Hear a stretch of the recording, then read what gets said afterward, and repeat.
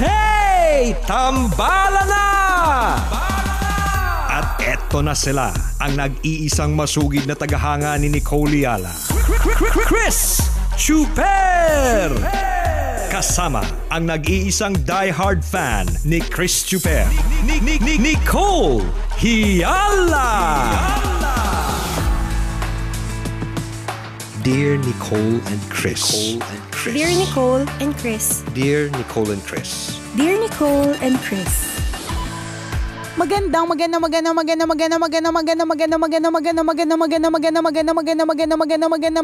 morning, Luzon, Visayas at Mindanao, Metro and Mega Manila. Kumusta po ang gising?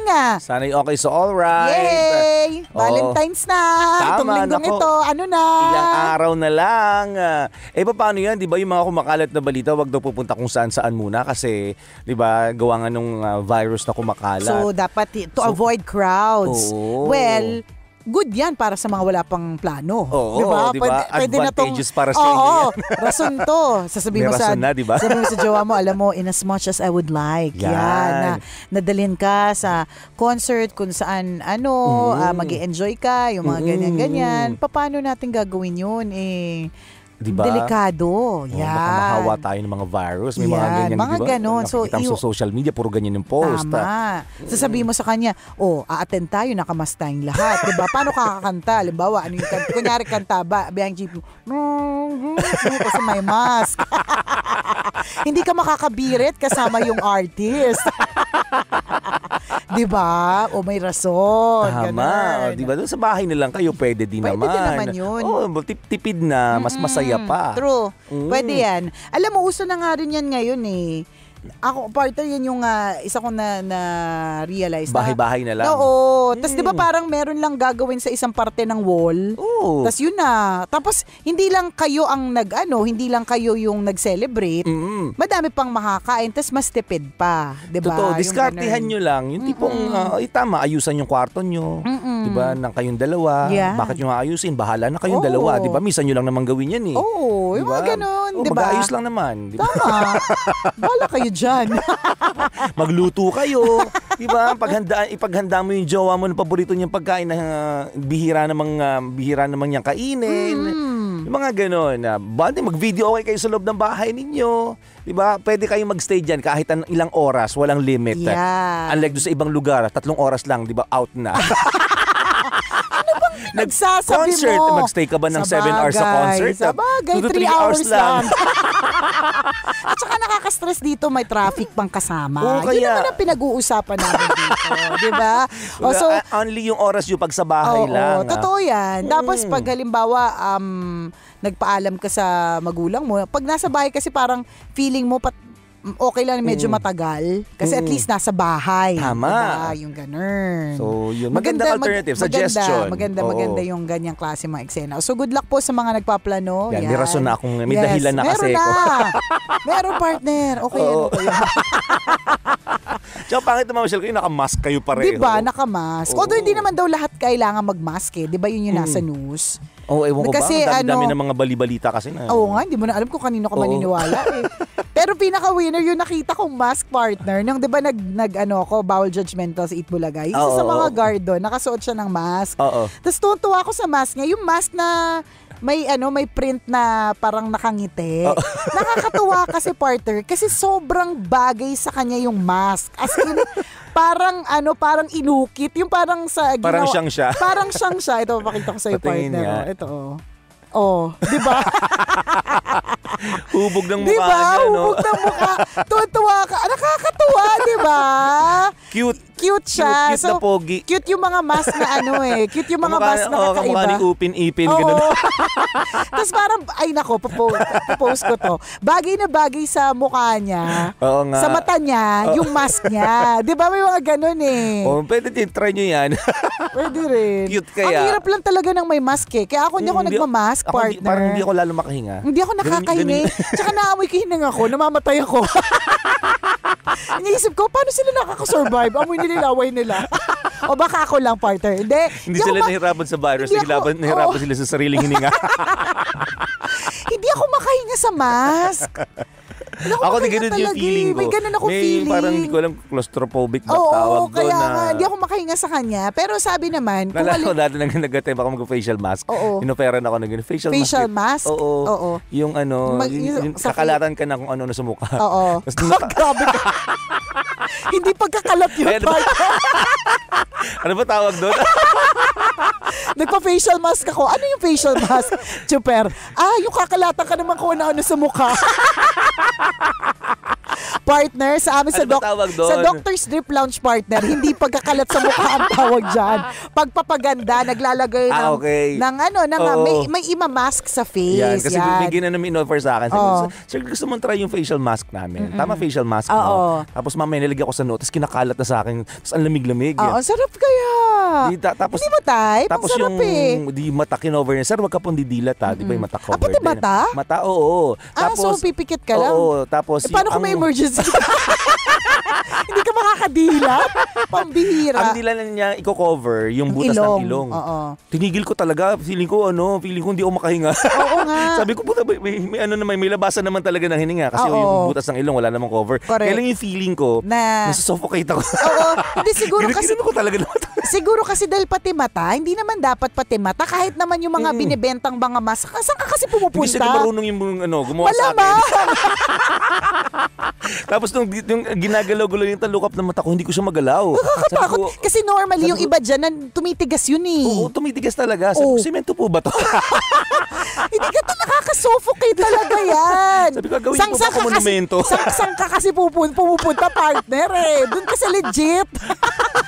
Nakaka-suffocate talaga yan. So may ganun akong feeling. So pag nag-mask ako, yung parang face mask mismo. Pero parang feeling ko yun sa experience mo partner kasi hindi mo nakikita eh. Hindi mo alam. Ng puso ko na parang mamamatay ako ganun. For sure yan. Nangyari yan sa akin partner dun sa isang kung saan ako nagpapalashes dati.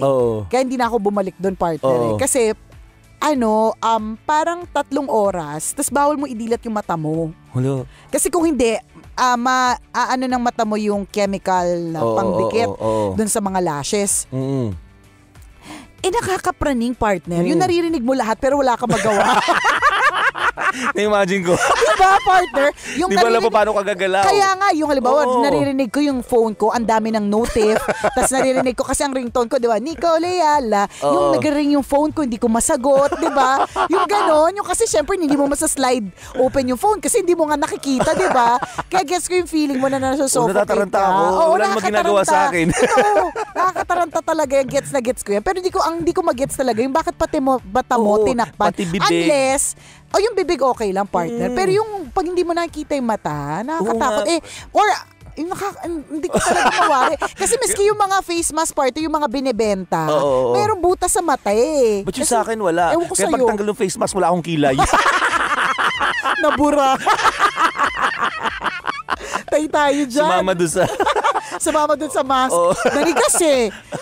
Oh my gosh, nakaka-lurkay talaga.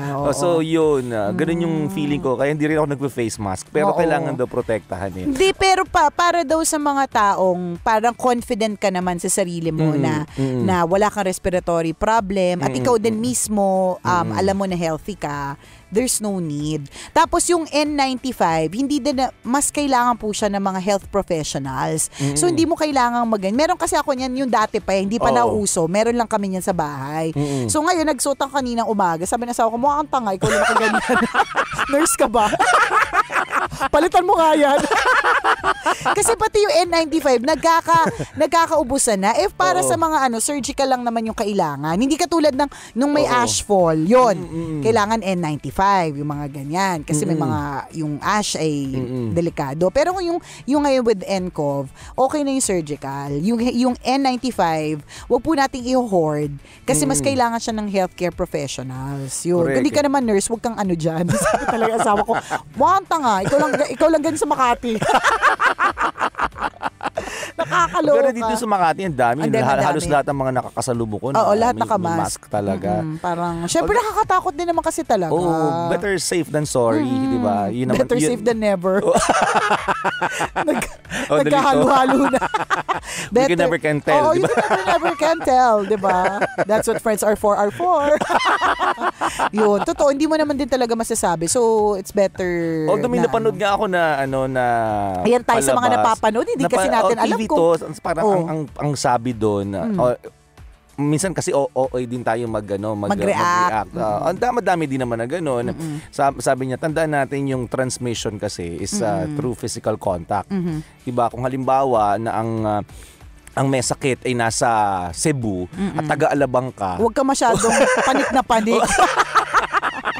Mga gano'n, di ba? Hindi, wala namang problema doon eh. Siyempre nagigets naman natin yun. Pero kasi, paano kung yung taga Cebu, pumunta din ng Alabang? Hindi, I mean, di ba, kaya nga, di ba, natandaan mo, partner, yung nasa balita na, anong tawag doon? Yung contact, I forgot the term, na parang lahat ng, yung pinaghinalaan na may NCOV, lahat ng, nagkaroon siya ng contact with, yan, inimbestiga lahat. Kasi nga, kung halimbawa, 5 sila, may 5 lugar yan na pinuntahan. At yung 5 lugar na yun, maraming tao. Yun. Ito naman. Yung possibility. Yun yung possibility. Kaya napapraningning yung mga tao. Tsaka yun, kasi hindi mo din alam kung saan nanggaling yung mga tao nakakasalubong mo. Ang dami po talagang mga tao, ang baboy. Baboy talaga sila eh. Yung mga hindi naguhugas ng kamay. Tsaka yung mga dumudura sa lababong hindi pinaflash. Truth. Yung mga ganun. So kaya, maintindihan mo rin kung bakit yung mga tao nagkumahog sa mask or natakot ng husto. Hay nako. Basta yung better safe than sorry. Mabuti na rin yung nag-iingat tayo. Alam ko, tanda ko to, partner, kasi yung SARS dati, yun yung dahilan kung bakit sa simbahan namin, yun na yung start. Kasi nung nagsimba ko nito, sabi, pagpapaalala nung magko-communion na ang pag-take. Kasi never ako nag-take sa kamay. Laging tongue, lagi sa bibig. So, ang paalala is, ang pagtanggap po ng komunyon ay sa pamamagitan na po ng kamay. Tanda ko yun kasi nung SARS, noon, mga bata pa tayo, noon, Hong Kong nag-start yun, partner, diba? Yun yung sa simbahan na hindi ko makakalimutan, na parang doon nagsimula na hindi na hawak-hawak sa ama namin.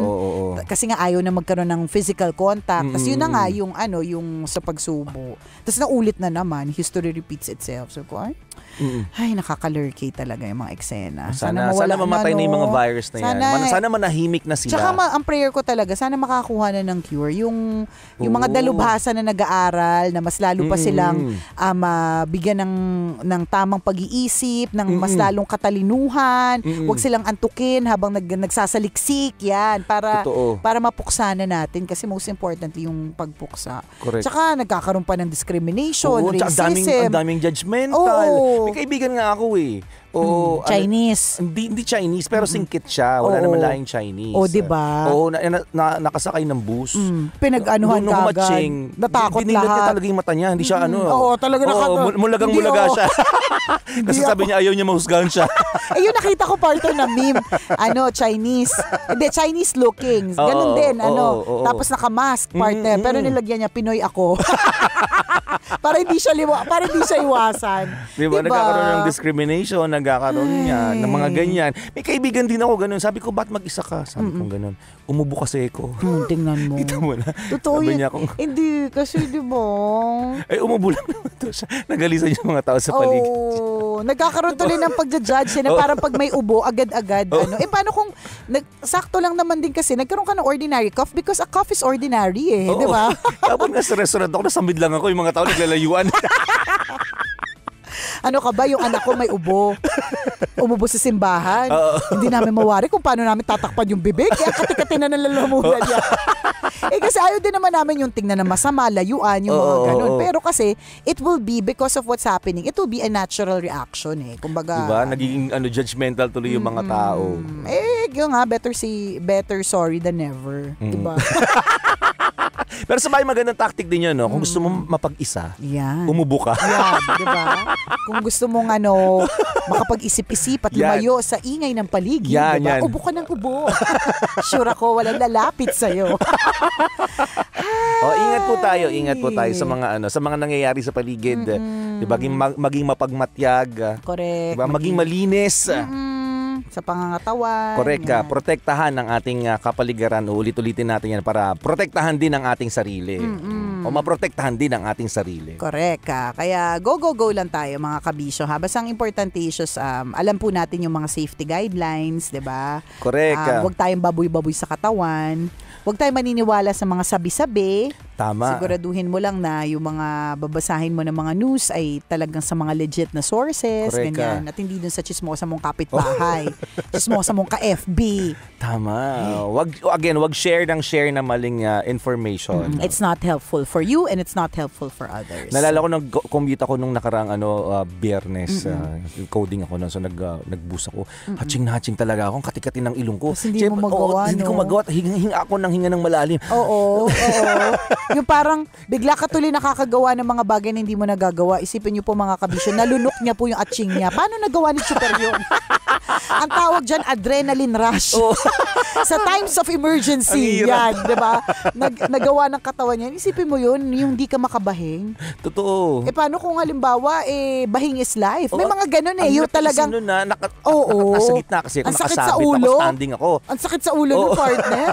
Hinga ako ng hinga ng malalim kasi talaga mahusgahan ka pag humatching ka bigla. Tama. Wala. Sabi nila may tama daw pag gatching. Ano dapat? Humatching ka sa katabi mo. Hindi humatching ka sa sa loob ng ng damit mo. Tsaka pag uubo ka sa loob ng siko mo. Ay talaga, paano yun? Parang ganito yung, di ba siko? Oo. Hindi sa loob, hindi ka papasok dyan. Parang tanga ka na. Acrobat?